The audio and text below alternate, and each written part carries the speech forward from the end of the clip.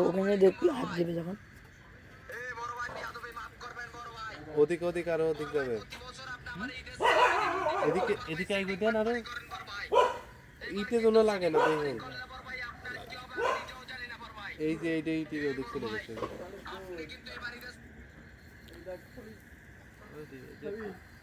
অবস্থা কাহিল গরম হয়েছে না ভাটা এই তেলের ব্যবস্থা করেন ভাই সয়াবিন তেল লেগ পিস করে আগে দিন না করে উঠতেছে মানে ভাই বাহ তো ফস করবে না আপনি এইটা মশলা মাই দিয়ে না আর ওই মশলার ভিতর একটু তেল দিয়ে হ্যাঁ ওইটাই ব্রাশ করতে হ্যাঁ ধরছে না তো একবার